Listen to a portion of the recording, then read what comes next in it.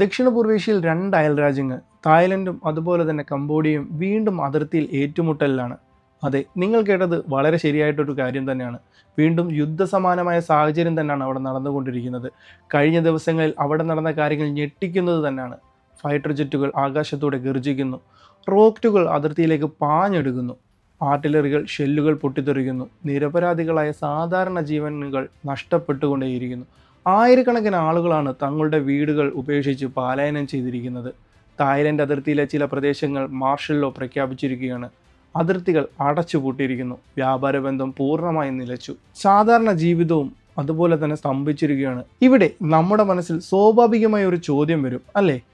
എന്താണ് ഈ പ്രശ്നങ്ങളുടെ എല്ലാം മൂലകാരണം? എന്തിനാണ് ഈ രണ്ട് രാജ്യങ്ങൾ വീണ്ടും ഇതേപോലെ ഏറ്റുമുട്ടുന്നത്? വെറുമൊരു അതിർത്തി തർക്കമാണോ ഇത്? അതോ ഇതിന് പിന്നിൽ ആഴത്തിനുള്ള ചരിത്രപരമായ എന്തെങ്കിലും മുറിവുകളുണ്ടോ? അതെ, ഉണ്ട് എന്ന് പറയുന്നതാണ് സത്യം. ഈ തർക്കങ്ങളുടെ എല്ലാം കേന്ദ്രബിന്ദു എന്ന് പറയുന്നത് ഒരു ക്ഷേത്രമാണ്. ഒരു സാധാരണ ക്ഷേത്രമല്ല, പ്രീവിഹാർ ക്ഷേത്രം എന്ന അതിപുരാതനമായ ഒരു ഹൈന്ദവ ക്ഷേത്രം. ഈ ക്ഷേത്രത്തിൻ്റെ പേരിലാണ് ഇപ്പോൾ ഈ രക്തച്ചൊരിച്ചുകളെല്ലാം നടക്കുന്നത്.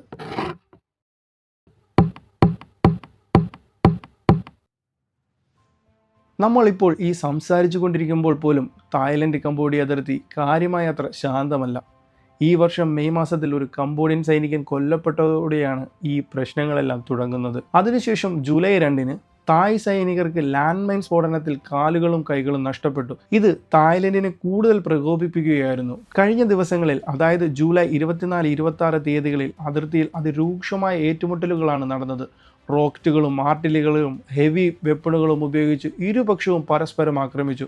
തായ്ലൻഡ് F-16 ഫൈറ്റർ ജെറ്റുകൾ പോലും ഉപയോഗിച്ച് കംബോഡിയൻ സൈനിക താവളങ്ങൾ തകർത്തു എന്നാണ് റിപ്പോർട്ടുകൾ പറയുന്നത്.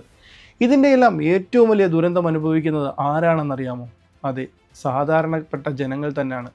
തായ്ലൻഡ് ഭാഗത്ത് 14ലധികം സാധാരണക്കാർക്ക് ജീവൻ നഷ്ടപ്പെട്ടു. അതിൽ ഒരു പെട്രോൾ പമ്പിൽ റോക്കറ്റ് ആക്രമണത്തിൽ കൊല്ലപ്പെട്ട ഒരു കുട്ടിയും ഉൾപ്പെടുന്നുണ്ട്.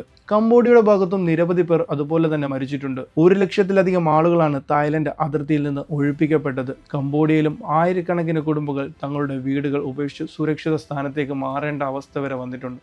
രണ്ട് രാജ്യങ്ങളും പരസ്പരം കുറ്റപ്പെടുത്തുകയാണ് ഇപ്പോൾ. തായ്ലൻഡ് പറയുന്നത് കംബോഡിയയാണ് ആദ്യം പ്രകോപനം സൃഷ്ടിച്ചത് എന്നാണ്.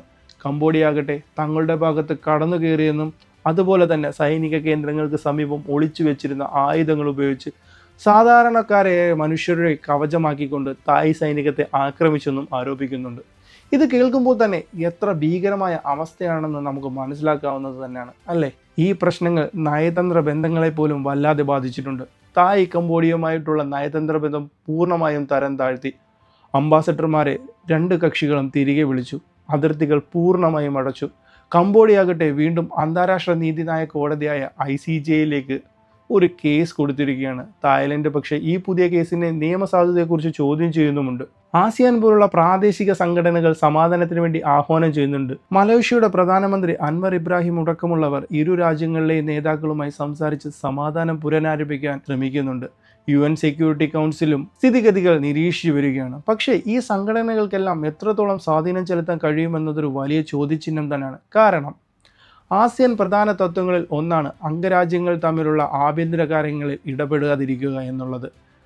ഈ ഒരു തത്വം പലപ്പോഴും ഇരു രാജ്യങ്ങളിൽ അല്ലെങ്കിൽ പല രാജ്യങ്ങളുടെയും അതിർത്തി തർക്കങ്ങളെ പരിഹരിക്കുന്നതിൽ ഒരു തടസ്സമായി തന്നെ മാറുന്നുണ്ട്. അപ്പോൾ ഇതാണ് ഇപ്പോൾ അതിർത്തിയിൽ നടക്കുന്ന കാര്യങ്ങൾ. ഒരു പുരാതന ക്ഷേത്രത്തിന് മേലിലുള്ള അവകാശം എങ്ങനെയാണ് രണ്ട് രാജ്യങ്ങൾ ഈ ഒരു നിലയ്ക്ക് എത്തിച്ചത് എന്ന് നമ്മൾ അറിയണമെങ്കിൽ നമ്മൾ കുറച്ചുകൂടി ആഴത്തിലേക്ക് അല്ലെങ്കിൽ ചരിത്രത്തിലേക്ക് പോകണം. ഈ ഒരു പ്രശ്നത്തിൻ്റെ വേരുകൾ എവിടെ നിന്നാണ് വന്നത്? ആരാണ് ഈ പ്രശ്നത്തിൻ്റെ യഥാർത്ഥ ഉത്തരവാദി? നമുക്കൊന്ന് നോക്കിയാലോ. ഈ തർക്കത്തിൻ്റെ എല്ലാം കേന്ദ്രം പ്രീവിഹാർ ക്ഷേത്രമാണ്. ഈ ക്ഷേത്രത്തിൻ്റെ ചരിത്രം തുടങ്ങുന്നത് 9-ാം നൂറ്റാണ്ടിലാണ്. ഒരുപാട് ആളുകൾക്ക് പഴക്കമുണ്ട് ഈ ഒരു കഥയ്ക്ക്. അന്ന് തെക്ക് കിഴക്കൻ ഏഷ്യൻ കേമർ സാമ്രാജ്യം തങ്ങളുടെ ശക്തിയുടെ ഉന്നതയിൽ നൽകുകയായിരുന്നു. ഇന്നത്തെ കംബോഡിയ, തായ്ലൻഡ്, വിയറ്റ്നാം ചില ഭാഗങ്ങൾ ഇതെല്ലാം ഈ സാമ്രാജ്യത്തിൻ്റെ കീഴിൽ തന്നെ ആയിരുന്നു. ബുദ്ധമതത്തിനും ഹൈന്ദവ മതത്തിനും തുല്യ പ്രാധാന്യം നൽകിയിരുന്ന ഒരു കാലഘട്ടമായിരുന്നു അത്. പ്രീവിഹാർ ക്ഷേത്രം നിർമ്മിച്ച കൈമർ രാജാക്കന്മാരായിരുന്നു. ഇത് ശിവന് സമർപ്പിക്കപ്പെട്ട ഒരു ഹൈന്ദവ ക്ഷേത്രമായിട്ടായിരുന്നു അന്ന് ഉണ്ടായിരുന്നത്. മലയുടെ മുകളിൽ ഒരു മലനിരയിൽ സ്ഥിതി ചെയ്യുന്ന ക്ഷേത്രത്തിന്റെ വസ്തുവിദ്യയും കൊത്തുപണികളും അതിഗംഭീരം തന്നെ ആയിരുന്നു. കംബോഡിയക്കാർക്ക് ഇത് വെറും ഒരു ക്ഷേത്രമല്ല, അവരുടെ സുവർണ കാലഘട്ടത്തിന്റെ ഒരു ഓർമ്മ തന്നെയാണ്.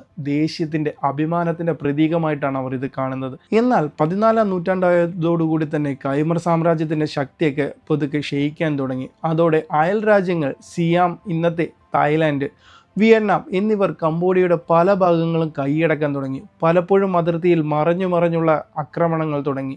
പ്രീവിഹാർ ക്ഷേത്രം ഈ ഒരു ഏറ്റുമുട്ടൽക്കിടയിലും പലരുടെയും നിയന്ത്രണത്തിലായി. 20-ാം നൂറ്റാണ്ടിന്റെ തുടക്കത്തിൽ ഫ്രഞ്ച് കൊളോണിയൻ ഭരണം വരുന്ന സമയത്ത് കംബോഡിയ ശക്തമായി, അല്ലെങ്കിൽ ഫ്രാൻസ് തങ്ങളുടെ അതിരുകൾ ഉറപ്പിക്കാൻ വേണ്ടി സിയാം രാജ്യവുമായി അതിർത്തി നിർണയ ചർച്ചകൾ തുടങ്ങി. 1904-നും 1907-നും ഇടയിൽ ഒരു ഫ്രഞ്ച് സിയാം അതിർത്തി നിർണയ കമ്മീഷൻ രൂപീകരിച്ചു. ഈ കമ്മീഷൻ ഒരു ഭൂപടം വരച്ചു. നിങ്ങൾക്കറിയാമോ, ഈ ഭൂപടമാണ് പിന്നീട് ദശാബ്ദങ്ങളോട് നീണ്ടു നിൽക്കുന്ന ഒരു തർക്കത്തിന് കാരണമായതെന്ന്? ഈ ഭൂപടത്തിൽ പ്രീവിഹാർ ക്ഷേത്രം ഫ്രഞ്ച് സംരക്ഷിത പ്രദേശമായ കംബോഡിയൻ അതിർത്തിക്കുള്ളിലാണെന്ന് കാണിക്കുന്നുണ്ടായിരുന്നു. പക്ഷേ തായ്ലൻഡ് ഈ ഭൂപടം പൂർണ്ണമായും അംഗീകരിച്ചിരുന്നില്ല. ഭൂപടം വരച്ചതിൽ പിഴവുകളുണ്ടെന്നും ഇത് തങ്ങളുടെ പരമാധികാരത്തെ മാനിക്കുന്നില്ലെന്നും അവർ വാദിച്ചു. അന്ന് അവർക്ക് ഈ ചോദ്യം ചെയ്യാൻ വേണ്ടത്ര ശക്തി ഉണ്ടായിരുന്നില്ലെന്ന് അവർ പറയുന്നു. പക്ഷേ ഈ ഭൂപടം തന്നെയായിരുന്നു തർക്കത്തിൻ്റെ ഒരു കാതലായി മാറിയിരുന്നത്. ഒരു അതിർത്തി രേഖ, ഒരു ചെറിയ വര എങ്ങനെയാണ് ഇത്രയും വലിയ പ്രശ്നങ്ങൾക്ക് കാരണമായതെന്ന് കണ്ടോ? 2-ാം ലോക മഹായുദ്ധത്തിന് ശേഷം ഫ്രാൻസ് ഇൻഡോ ചൈന നിന്ന് പിന്മാറി. കംബോഡിയയ്ക്ക് സ്വാതന്ത്ര്യം ലഭിച്ചു. അതോടെയാണ് ഈ തർക്കം വീണ്ടും സജീവമായത്. പ്രീവിഹാർ ക്ഷേത്രത്തിൽ തങ്ങൾക്ക് അവകാശമുണ്ടെന്ന് തായ്ലൻഡും കംബോഡിയയും ശക്തമായി അങ്ങോട്ടും ഇങ്ങോട്ടും വാദിച്ചു. ഈ അതിർത്തി തർക്കം ഒടുവിൽ ഹെഗി ലോക കോടതിയിൽ തന്നെ എത്തി. ഇത് ചരിത്രപരമായ നാഴികക്കല്ലായിരുന്നു. 1962-ൽ ICCയിൽ ഒരു കേസ് നടന്നു. ലോകത്തിലെ ഏറ്റവും വലിയ കോടതി ഇരു രാജ്യങ്ങളുടെയും വാദങ്ങൾ കേട്ടു, തെളിവുകൾ പരിശോധിച്ചു. 1962 ജൂൺ 15-ന് ICJ വിധി പ്രഖ്യാപിച്ചു. പ്രീവിഹാർ ക്ഷേത്രം കംബോഡിയയുടെ പരമാധികാരത്തിൽ കീഴി വരുന്ന പ്രദേശമാണെന്ന് കോടതി വിധിച്ചു. ആ ഫ്രഞ്ച് ഭൂപടം ശരിയാണെന്നും കോടതി അംഗീകരിച്ചു. തായ്ലൻഡ് ക്ഷേത്രത്തിൽ നിന്ന് തങ്ങളുടെ സൈന്യത്തെ പിൻവലിക്കാനും 1954 മുതൽ ക്ഷേത്രത്തിൽ നിന്ന് കൊണ്ടുപോയിട്ടുള്ള പുരാവസ്തുക്കൾ തിരികെ കൊണ്ടുവരാനും കോടതി അന്ന് ഉത്തരവിടുകയായിരുന്നു. കംബോഡിയയ്ക്ക് ഇത് വലിയൊരു വിജയമായിരുന്നു. അവരുടെ ദേശീയ അഭിമാനം വാനോളം ഉയർന്നു. പക്ഷേ തായ്ലൻഡിനാകട്ടെ ഇത് ഉൾക്കൊള്ളാൻ കഴിയാത്തൊരു സംഭവമായി മാറുകയായിരുന്നു. വലിയ പ്രതീക്ഷകളെല്ലാം അന്ന് തായ്ലൻഡിലുണ്ടായിരുന്നു. എന്നിരുന്നാൽ പോലും ഒരു UN അംഗരാജ്യം എന്ന നിലയിൽ അവർ കോടതി വിധിക്ക് വഴങ്ങേണ്ടി വന്നു. സൈന്യത്തെ അവർ പിൻവലിക്കുകയായിരുന്നു. അങ്ങനെ പക്ഷേ ഇവിടെ ഒരു ചെറിയ പ്രശ്നം ബാക്കിയായി.